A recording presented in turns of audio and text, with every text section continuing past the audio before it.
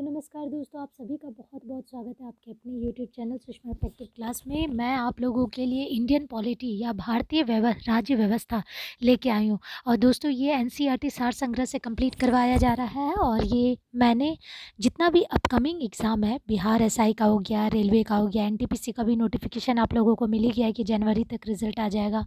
तो ये सारे एग्ज़ाम को दिमाग में रखते हुए ही मैं आगे कंटिन्यू कर रही हूँ। मैं ऑलरेडी 3 वीडियो प्रोवाइड कर चुकी हूँ। आज मैं आप लोगों को भारतीय संविधान की विशेषताएं यानी फीचर्स ऑफ इंडियन कॉन्स्टिट्यूशन बताने वाली हूँ। और ये एनसीईआरटी सार संग्रह से ही कंप्लीट करवा रही हूँ। तो चलिए आगे देखते हैं हम लोग। भारतीय संविधान की विशेषताएं फर्स्ट रिवीजन सेशन है दोस्तों, बने रहिएगा और लास्ट तक देखिएगा। संविधान में हमारे राष्ट्र का उल्लेख किस नामों से किया गया है? India that is Bharat. India that is Bharat अर्थात इंडिया अर्थात भारत।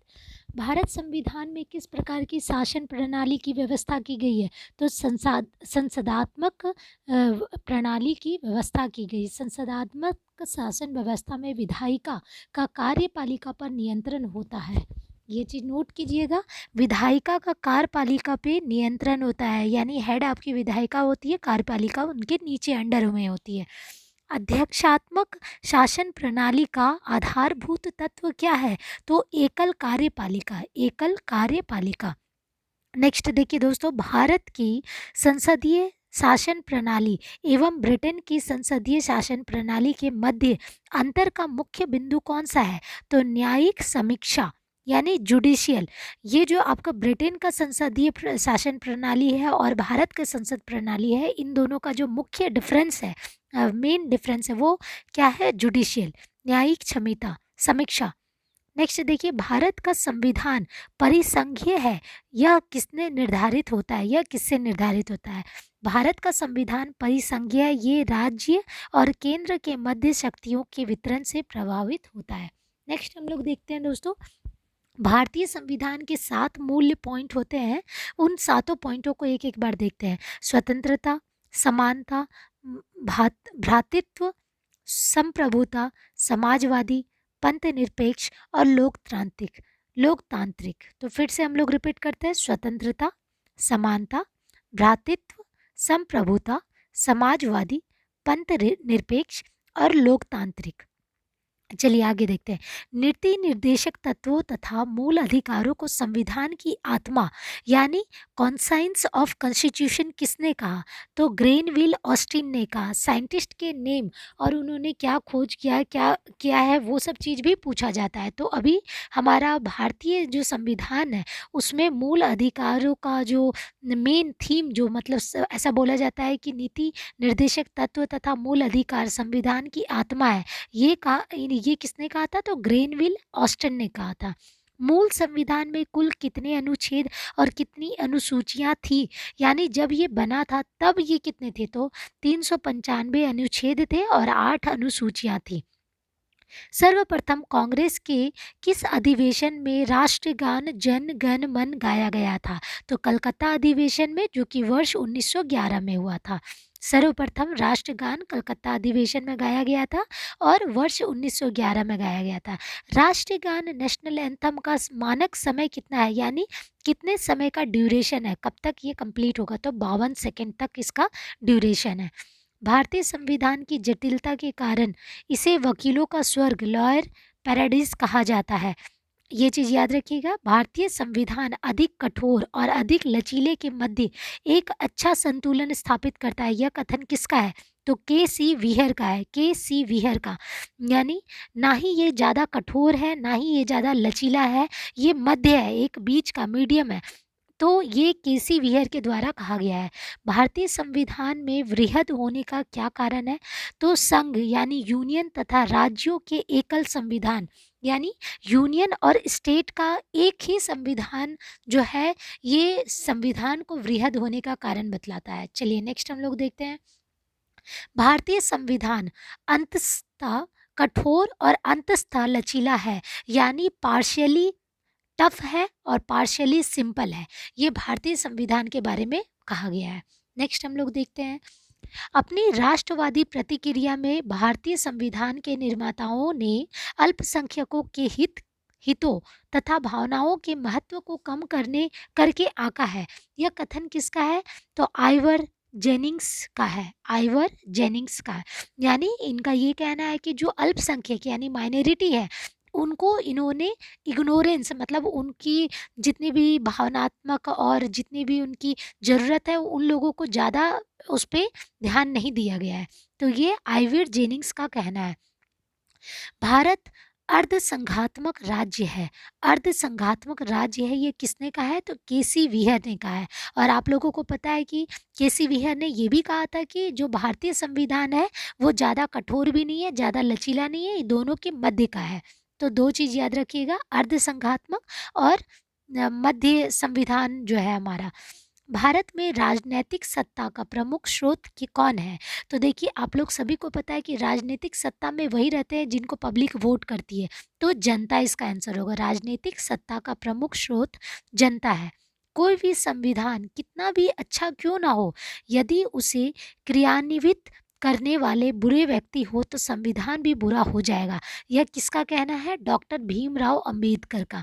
मतलब इनका ये कहना है कि संविधान लिखा हुआ बहुत अच्छा हो भले, या जो चलाने वाले हैं वो लोग अगर अच्छे नहीं हो तो संविधान पूरा बुरा ही माना जाएगा। भीमराव अंबेडकर द्वारा ये कहा गया है। संविधान को संघात्मकता के तंग ढांचे में नहीं ढाला गया है, ये डॉक्टर भीमराव अंबेडकर द्वारा कहा गया है। संघात्मक के तंग ढांचे में नहीं ढाला गया है।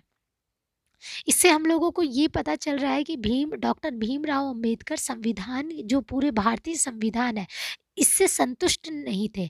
मतलब इन्होंने ये कहा कि हमारा जो इंडियन कॉन्स्टिट्यूशन लिखा हुआ है वो ठीक है, लेकिन जो चलाने वाले हैं वो सही नहीं है, तो उससे वो संतुष्ट नहीं थे। चलिए आगे देखते हैं। भारत की स्वतंत्रता के बाद भारतीय राष्ट्रीय कांग्रेस को एक राजनीतिक दल के रूप में भंग कर दिया जाना चाहिए। यह सुझाव किसने दिया था? महात्मा गांधी ने दिया था। इनका ये कहना था कि हमारा जो कांग्रेस जो बना है दल, ये सिर्फ और सिर्फ अंग्रेज को भगाने के लिए और देश को आज़ादी दिलाने के लिए था। तो अब जब देश आज़ाद हो गया तो राष्ट्रीय कांग्रेस जो दल है इसे भंग कर देना चाहिए। चलिए नेक्स्ट देखते हैं। भारतीय संघवाद को सहकारी संघवाद यानी कोऑपरेटिव फेडरेशन किसने कहा? तो जी ऑस्टिन ने कहा। जी ऑस्टिन ने कहा। कोऑपरेटिव फेडरेशन या सहकारी संघवाद किसने कहा? जी ऑस्टिन ने कहा। अध्यात्मक शासन प्रणाली में कार्यपालिका की समस्त शक्तियाँ किसमें निहित होती है? तो राष्ट्रपति यानी प्रेसिडेंट में निहित होती है। चलिए कुछ नोट देखते हैं। मौलाना अबुल कलाम आज़ाद ने संविधान सभा में वयस्क मताधिकार यानी एडल्ट फ्रेंचाइज को 15 वर्ष के लिए स्थगित करने की बात की थी। नेक्स्ट देखते हैं। अब कुछ इम्पॉर्टेंट फैक्ट्स है उसको देखिए जो सभी लोग जानते हैं। भारत का राष्ट्र पशु यानी नेशनल एनिमल कौन सा है? बाघ। भारत का राष्ट्रीय पुष्प यानी नेशनल फ्लावर क्या है? कमल। भारत की राष्ट्रीय पक्षी नेशनल बर्ड कौन सा है? मोर। भारत के राष्ट्र ध्वज Indian flag Indian national flag के चक्र में कितनी तीलियां यानी स्पोक्स है? तो वो 24 है। अब कुछ इम्पॉर्टेंट सब्जेक्ट्स जो है अनुसूची के 7वीं अनुसूची के प्रमुख विषय। चलिए एक नज़र इस पे भी डालते हैं। भारतीय संविधान के अंतर्गत सिविल प्रक्रिया संहिता किस सूची का विषय है? तो समवर्ती सूची का विषय है। समवर्ती सूची का विषय है। जनसंख्या नियंत्रण और परिवार नियोजन तथा आपराधिक मामले भारतीय संविधान की समवर्ती सूची से सम्मिलित है। इंपॉर्टेंट फैक्ट है, इसको नोट कीजिएगा। जनसंख्या नियंत्रण और परिवार नियोजन तथा आपराधिक मामले भारतीय संविधान की समवर्ती सूची में सम्मिलित है। शिक्षा किस सूची का विषय है? तो समवर्ती सूची का विषय है। शिक्षा प्रारंभ में राज्य सूची का विषय था। शिक्षा प्रारंभ में राज्य सूची का विषय था। इसे 42वें संशोधन 1976 द्वारा समवर्ती सूची में स्थानांतरित किया गया है। यानी पहले जो आपका ये राज्य सूची में था और अमेंडमेंट 42वां अमेंडमेंट 1976 द्वारा इसको समवर्ती सूची में ट्रांसफ़र किया गया है। चलिए नेक्स्ट देखते हैं। भूमि सुधार किस सूची के अंतर्गत शामिल है? राज्य सूची के द्वारा। रेलवे पुलिस किस सूची का विषय है? तो राज्य सूची का। नेक्स्ट देखते हैं। आर्थिक नियोजन यानी इकोनॉमिक प्लानिंग किस सूची का विषय है? समवर्ती सूची का विषय है। कृषि भारतीय संविधान की किस सूची में संबंधित है, किस सूची से संबंधित है? तो कृषि भारतीय संविधान राज्य सूची से संबंधित है। पंचायती राज किस सूची से सम्मिलित है? तो पंचायती राज भी आपके स्टेट यानी राज्य सूची से सम्मिलित है। कुछ इंपॉर्टेंट फैक्ट्स है वो देखिए। दंड प्रक्रिया भारतीय संविधान की 7वीं अनुसूची की सूची नंबर 3 समवर्ती सूची में शामिल है। दंड प्रक्रिया 7वीं अनुसूची के सूची नंबर 3 में समवर्ती सूची में शामिल है। चलिए नेक्स्ट हम लोग देखते हैं विवाह, विवाह विच्छेद और गोद लेना आदि संविधान की 7वीं अनुसूची में किसके अंतर्गत सम्मिलित किए गए हैं? तो सूची नंबर 3 समवर्ती सूची में। तो दोस्तों ये आप लोगों का जितना भी इम्पोर्टेंट सब्जेक्ट 7 शेड्यूल यानी 7वीं अनुसूची के प्रमुख विषय से रिलेटेड मैंने आप लोगों को बता दिया। एक बार रिपीट कर देती हूँ। भारतीय संविधान के अंतर्गत सिविल प्रक्रिया संहिता किस सूची का विषय है? तो समवर्ती सूची का विषय है। जनसंख्या नियंत्रण, परिवार नियोजन तथा आपराधिक मामले में भारतीय संविधान की समवर्ती सूची में शामिल है। शिक्षा किस सूची में शामिल है? समवर्ती सूची में। शिक्षा पहले राज्य सूची में शामिल थी, उसके बाद 22वें अमेंडमेंट यानी संशोधन 1976 द्वारा इसको समवर्ती सूची में ट्रांसफर कर दिया गया। भूमि सुधार किस सूची के अंतर्गत आती है? राज्य सूची यानी स्टेट सूची, स्टेट लिस्ट में। रेलवे पुलिस किस सूची का विषय है? राज्य सूची का विषय है। आर्थिक नियोजन यानी इकोनॉमिक प्लानिंग किस सूची का विषय है? समवर्ती सूची का विषय है। कृषि भारतीय संविधान किस सूची का से संबंधित है? राज्य सूची से। पंचायती राज्य किस सूची से सम्मिलित है? राज्य सूची में। दंड प्रक्रिया भारतीय संविधान की 7वीं अनुसूची की सूची नंबर 3 समवर्ती सूची में शामिल है। विवाह, विवाह विच्छेद, गोद लेना आदि संविधान की 7वीं अनुसूची में किसके अंतर्गत सम्मिलित किए गए हैं? तो सूची नंबर 3 समवर्ती सूची में। तो दोस्तों ये आप लोगों को यहाँ तक आप कंप्लीट करवा देती हूँ। कंप्लीट हो चुका है। अब आगे के लिए आप लोग कंटिन्यू दूसरा वीडियो देखिएगा। तब तक लाइक एंड सब्सक्राइब करना ना भूलें। तब तक के लिए नमस्कार।